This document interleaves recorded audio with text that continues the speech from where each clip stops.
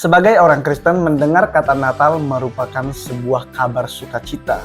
Hal ini mengingatkan kembali bagi iman Kristen bahwa lahirnya Sang Juru Selamat ke dalam dunia untuk menyelamatkan seluruh umat manusia, terlepas dari orang percaya atau tidak. Perayaan Natal itu selalu disambut dengan suasana gembira yang penuh dengan sukacita. Tidak jarang yang melakukan selebrasi Natal ini dengan merayakannya, membuat pohon Natal dengan segala perhiasannya, dan juga ada yang dihiasi dengan yang namanya Santa Claus. Itulah ciri-ciri Natal yang sedang dirayakan umat Kristen saat ini. Shalom teman-teman, selamat datang kembali di channel Bangkepo Rohani. Selamat datang bagi teman-teman yang baru mengunjungi channel ini. Terima kasih bagi kalian yang selalu mensupport channel ini dari awal sampai hari ini. Video kali ini kita akan membahas tentang ornamen Natal teman-teman, yaitu pohon Natal dan Santa Claus. Hal ini identik dengan Natal dan kita akan membahas mengenai sejarah dan bagaimana tanggapan orang atau bagaimana sih munculnya pohon Natal dan Santa Claus ini. Tapi setelah yang satu ini.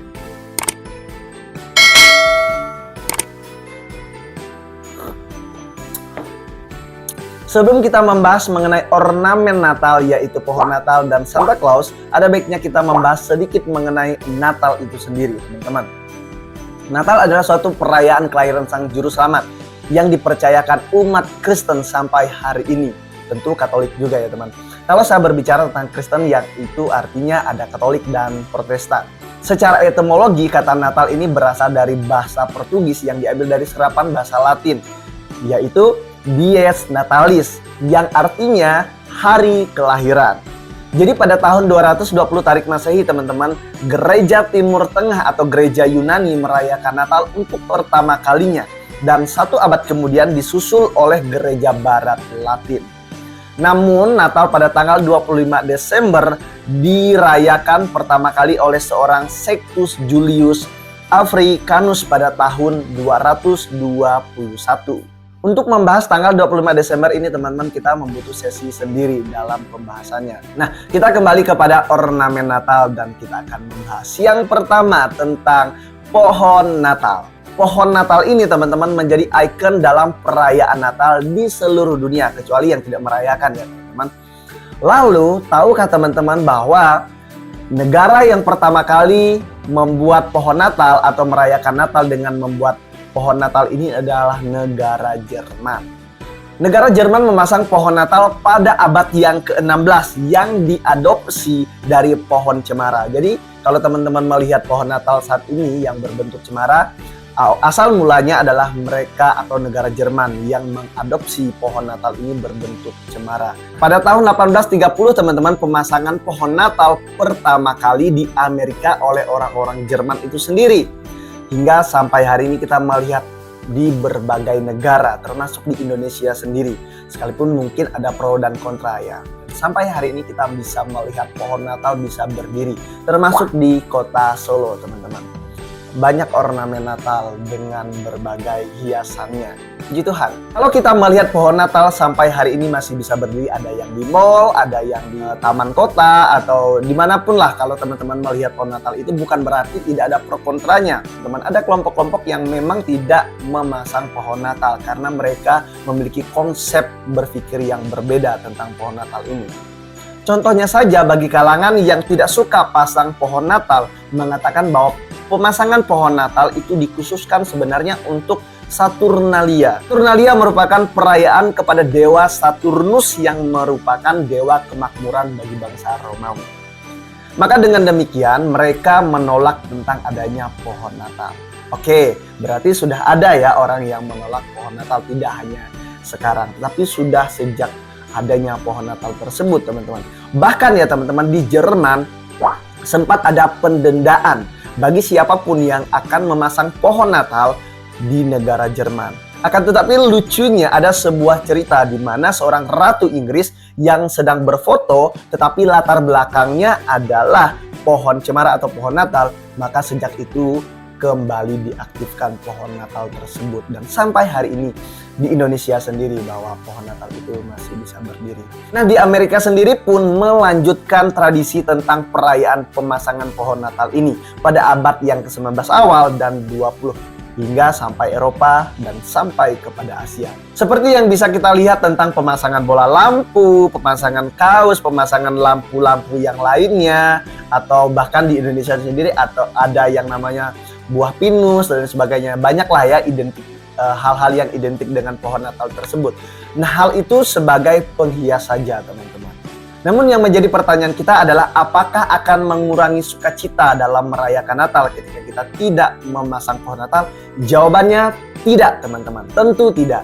Karena memang bukan itu makna dari kelahiran Sang Juru Selamat. Sekali lagi bahwa pohon Natal ini adalah sebuah perayaan saja atau selebrasi. Apakah pohon Natal yang akan kita buat dalam perayaan Natal itu boleh menggunakan selain dari pohon cemara? Tentu boleh, pakai apa saja, teman-teman. Hal itu tidak menghambat iman kita percaya kepada Yesus Kristus adalah Tuhan, dan itu bukan sebagai kewajiban sebenarnya. Terserah kalau kita mau pasang pohon Natal ya silahkan begitu. Kalaupun tidak membuat kita berdosa. Begitu ya teman-teman. Sampai pada tahap yang ini teman-teman kita melihat apa sih makna dari pohon Natal tersebut. Makna pohon Natal sendiri adalah bagaimana di pohon Natal itu terdapat cahaya yang membuat mata orang tertuju dan menerangi sekitarnya dengan memberikan kebahagiaan dan sukacita. Saya memaknai tentang adanya pohon Natal itu adalah bagaimana kelahiran Sang Juru Selamat membawa kabar sukacita atau kabar bahagia di seluruh dunia untuk menyelamatkan umat manusia dari dosa. Dan itulah yang membuat ketika orang melihat pohon Natal itu membuat kita takjub. Lewat kelahirannya, dia menjadi terang bagi kita. Puji Tuhan. Yang kedua adalah Santa Claus, teman-teman. Sosok Santa ini di setiap momen Natal itu pun menjadi ikon yang sangat luar biasa. Banyak orang yang menantikannya. Karena apa? Karena Santa Claus ini identik dengan selalu membawa hal-hal yang baru, yaitu hadiah yang akan diberikan kepada orang secara cuma-cuma. Tapi tahukah teman-teman siapa sebenarnya di balik Santa Claus ini dan mengapa dia disebut dengan Santa Claus? Oke, kita akan membahas pelan-pelan. Orang yang suka membagikan hadiah ini disebut dengan Santa Claus. Nah, seorang Santa Claus ini bernama Santa Nikolaus dari Mira. Kalau Mira sekarang itu adalah sebuah kota kuno di Likia atau Turki sekarang ya teman-teman. Ia adalah seorang yang kerap kali dijuluki sebagai santo pelindung bagi pelaut, bagi pedagang, bagi anak-anak. Lalu kenapa dikenal sebagai Santa Claus? Nah, jadi Santa Claus ini teman-teman adalah seorang yang baik hatinya kepada anak-anak dan terutama kepada orang-orang miskin yang tidak mampu, sehingga Santa Claus ini muncul sebagai orang yang mau membela kaum-kaum yang lemah. Hal itu terjadi pertama kali ketika di ulang tahunnya pada 6 Desember ketika dia membagikan hadiah kepada orang lain atau khususnya kepada anak-anak, teman-teman. Dia membagikannya dengan percuma atau tidak meminta imbalan, yang artinya adalah itu sebagai bentuk kasihnya kepada orang-orang yang dia rasa harus ditolong. Kan dengan kebaikannya ini Santa Claus atau Santo Nikolaus ini dijuluki sebagai orang yang suci.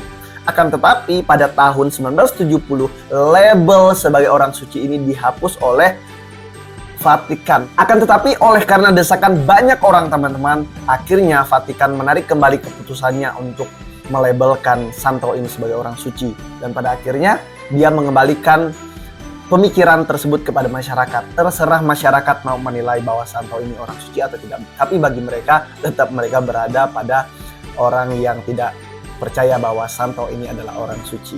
Ada pandangan mengenai cerita Santa Claus ini teman-teman. Ya, kita paling tidak ada 3 yang akan kita bahas ya. Yang pertama datang dari rakyat kuno. Ada sebuah cerita dari rakyat Jerman yang percaya bahwa adanya Dewa Odin. Seorang dewa yang melakukan perayaan Yule dengan menggunakan kereta Odin pada malam hari. Anak-anak itu selalu menaruh kaos sepatu yang berisi wortel untuk makanan kuda Odin ini. Jadi masyarakat pada saat itu percaya bahwa di malam hari itu pasti ada yang namanya perayaan Yule yang dikendarai oleh seorang dewa yang bernama Odin. Nah, di sanalah anak-anak mempersiapkan yang namanya wortel di kaos kakinya. Setelah itu ketika Odin ini lewat, Odin akan mengambil wortel tersebut dan Odin akan memberikan imbalan kembali dalam sebuah kaus tersebut. Ya, tentu saja bermacam-macam hadiahnya. Yang kedua datang dari Kristen kuno.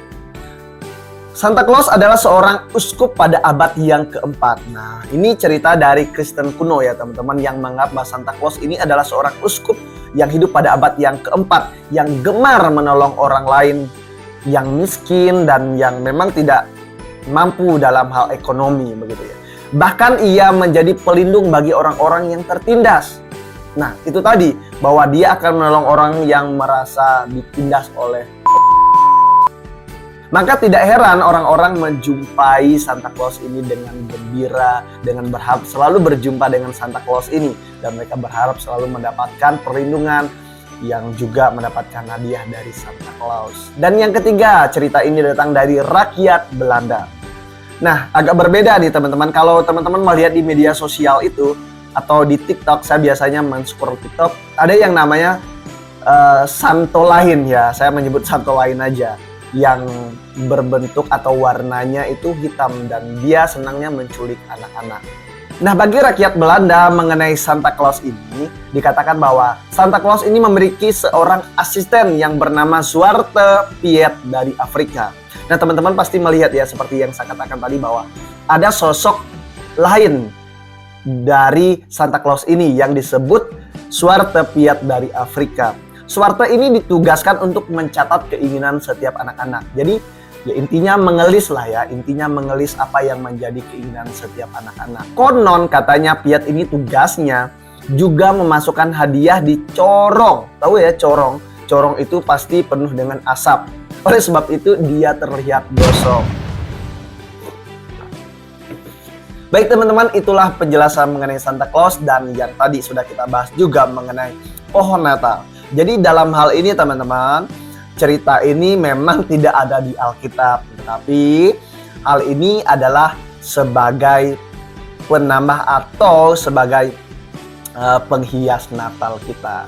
Tapi yang pasti Natal itu intinya adalah kelahiran Sang Juru Selamat. Dalam hal ini teman-teman saya mau sampaikan bahwa ketika kita merayakan Natal bukan berbicara mengenai ornamen-ornamennya, bukan tentang musiknya yang megah, bukan tentang pesta poranya, bukan tentang perayaan Natal yang ada pohon Natalnya atau harus ada Santa Claus-nya. Jika semua itu tidak ada, apakah membuat kita tidak merayakan Natal? Tentu tidak. Tetap sebagai peringatan kita bahwa adanya Natal itu mengingatkan kita Sang Juru Selamat telah lahir untuk kita, menebus kita sehingga jiwa kita diselamatkan dari maut. Puji Tuhan. Jika teman-teman ada pendapat yang lain mengenai pohon Natal dan Santa Claus ini, yuk tulis di kolom komentar. Terima kasih sudah menonton. Tuhan Yesus memberkati. Shalom. Salam kepo rohani.